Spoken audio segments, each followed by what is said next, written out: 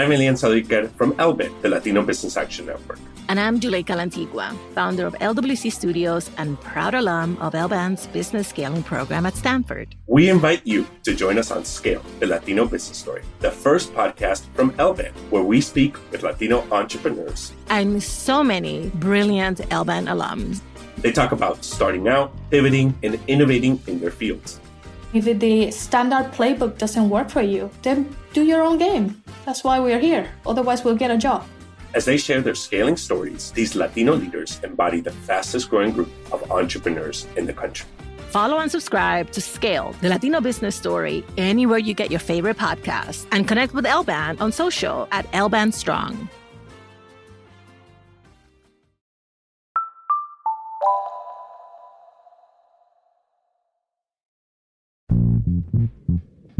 What's up, everybody? Welcome to How to Talk to High Achievers About Anything. I'm Stevon Lewis, a licensed psychotherapist. Today, we welcome Felicia. Felicia Pride is a TV writer, producer, and award-winning filmmaker.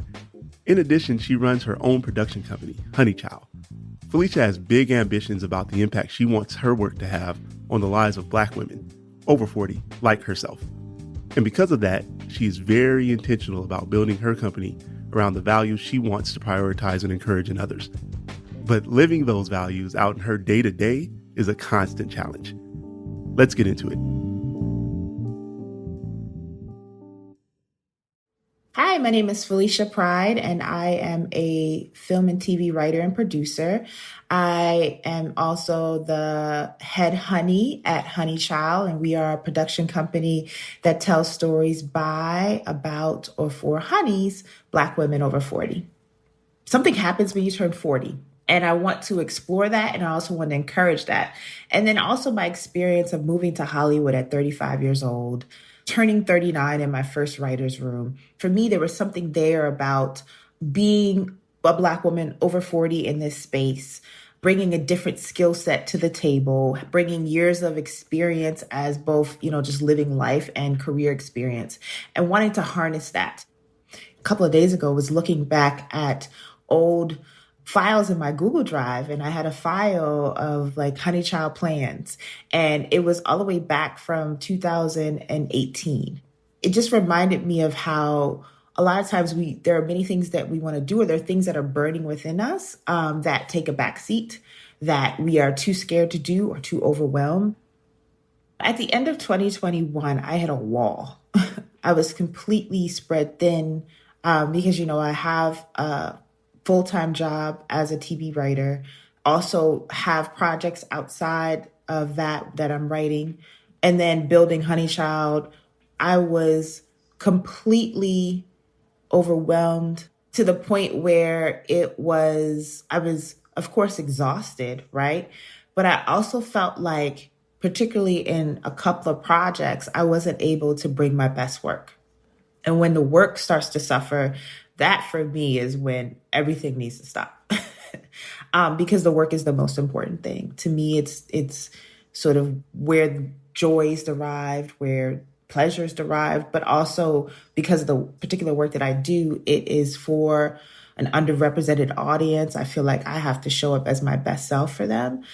So I had to kind of check out for a little bit, right? I had to call producers and collaborators and be like, look, I ain't got it.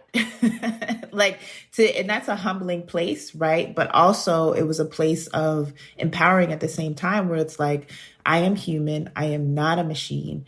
And I need to recognize that. It was a big lesson to me in many, many ways of how I need to set boundaries, of how I need to do less.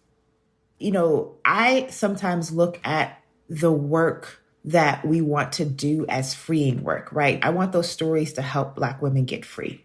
I want us to be able to see representations of ourselves, see ourselves failing, see ourselves succeeding, and wanting to hopefully translate something into our own lives.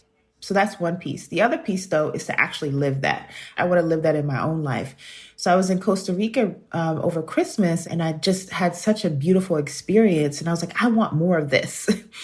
I work really, really hard, and I want more of this. So I'm thinking about, in the overwhelm, right, of starting a production company, I'm trying to also find a way for us to be prioritizing rest and to be prioritizing pleasure and play as part of those things.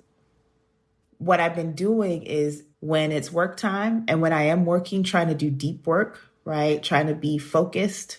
But then when I am playing, when I am indulging, like really being present and mindful.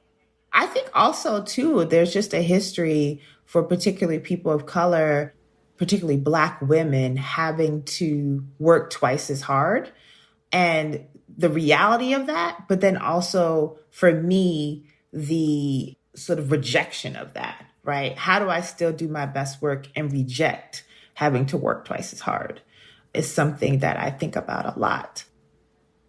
I personally had to do a lot of self-work around value because there's the reality that you do have to work twice as hard. I mean, there's the reality and the facts and the figures in terms of the amount of money that Black women make and when they make it as compared to white men, right?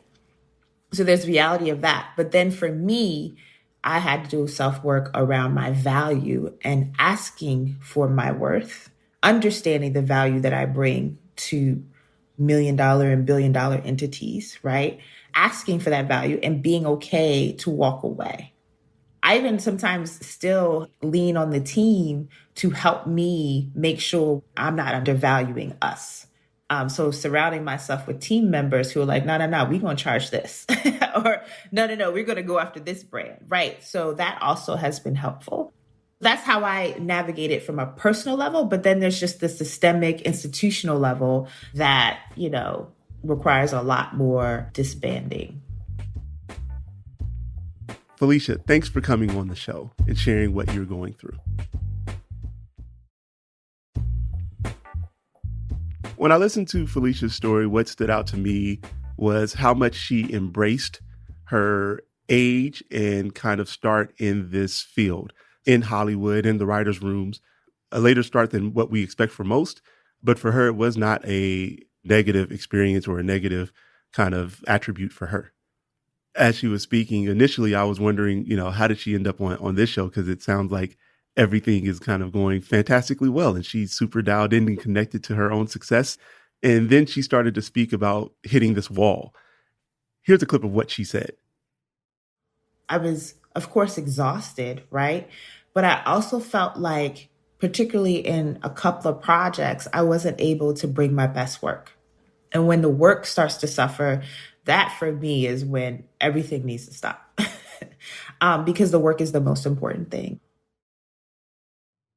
To me, when she says hitting a wall, it made me think about burnout. And I see burnout as being the result of kind of pushing past the signs that we need to slow down or take a break. And for me, that was kind of a revelation moment in her experience of where I can see there's this tendency that she has that's common to most high achievers or most individuals that might struggle with imposter syndrome that are doing amazing things, that she has attached herself or attached her success to the idea of doing, so that producing or being productive really defines your self-worth. It's a difficult thing for high achievers to be able to recognize when it's time to slow down and take a break. They're used to operating at a very high level and doing a lot of things and doing a lot of things well. The only instance for them to be able to recognize that maybe that's not happening is when they aren't able to produce in the way that they had before. And I think that's the moment when they need to take a beat and say, hey, maybe I need to kind of dial it back. What tends to happen is that they say, oh, I need to push harder and work harder because I am falling behind or I'm not performing in the way that I used to.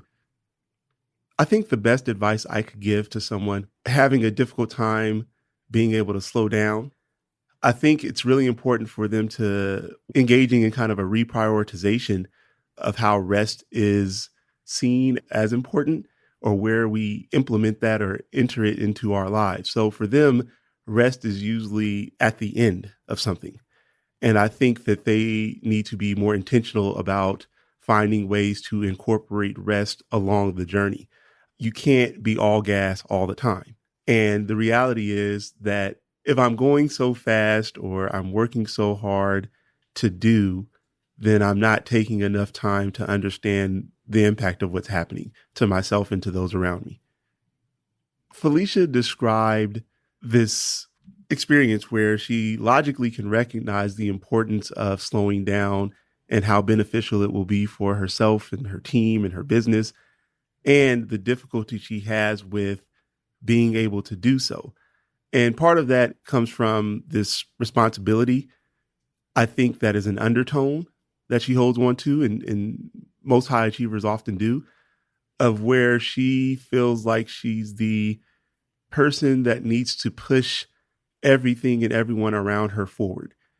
And I think that there's this responsibility she has for Black women in particular, that she's got to show up all the time, 100%. And that doesn't really sound like rest in there. And I think that's part of the difficulty she has with being able to slow down for a bit. She's got to kind of open the doors for her and provide space for others to enter into the room and give them opportunities to showcase their skills and talents. What comes with that is this idea that I can't really charge my worth or request more from the other people that are giving us opportunities. And I use air quotes around giving because I think that she earned them and the other people in the room earned them with her, that I've got to take what is given to me because we just need as many opportunities as possible. And I find this often in kind of, women of color, clients that I work with that fit into that space. They aren't really good about requesting more or requesting what they are owed or what is appropriate for where they are in their careers. And it sounds like Felicia's getting to a place of where she's recognizing that. And it sounds like she has a really good team that is holding her accountable in that way. And I think that what she's recognizing now is part of her responsibility is to not only provide opportunities, but to also request that people be treated equally and create equity. It's a unique experience where when you're a high achiever, you are hyper-focused on just doing the work, doing a good job at doing the work. Having your worth recognized is an afterthought. And so I think what happened for Felicia specifically was that she got to a place of where she hit the wall and it slowed her down. And she started to evaluate, how do I still show up and produce great things, but not hit this wall? And what she identified was that she probably needs to charge more and request more from the people that she's working for or working with, so that she is able to continue to do great things in the space that she's in. So the two things I would say for high achievers and people who might see themselves in Felicia's experience to pay attention to would be, one, kind of always saying yes. That would suggest to me that there is a need for you to show up and a bit of a disregard for your own needs or a neglect of your own needs in that moment. Similar to maybe what we might think of with people pleasing, but it's more of probably not seeing or recognizing your own worth.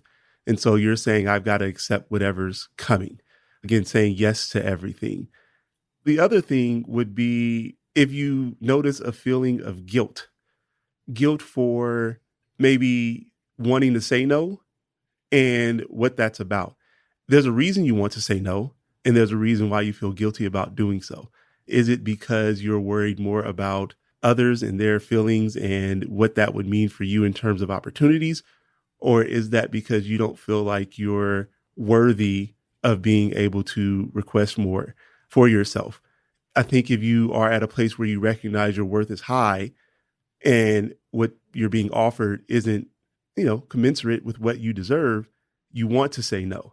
And I think if you're not saying no, then that is another key indicator that something may be amiss and you might not be really leaning into and attaching to your worth and identifying that or seeing that as the kind of paramount role in you showing up in the spaces that you do and why people are reaching out to want to work with you. And I think it'll be important for you to have that shift so that you can say, no, I know my worth and that's okay. And if you want me, then we can do it for this amount and we can work together. And if not, you can find somebody else, but I'll still be okay because I know what I bring to the table. And that's a wrap. Thank you so much for listening to How to Talk to High Achievers About Anything. We have really big plans for our show, and we want you to be a part of it. We want to hear about your successes and challenges, your sacrifices, the ways you've celebrated, and what's ahead as you grow. Send our producer Virginia an email, and we'll get your story on the show. She's at virginia@LWCstudios.com. How to Talk to High Achievers About Anything is an original production of LWC Studios. Virginia Laura is the show's producer. Kojin Tashiro is our mixer. Juleka Lantigua is the creator and executive producer. I'm Stevon Lewis. On Twitter and Instagram, we're at Talk to Achievers. Bye, everybody.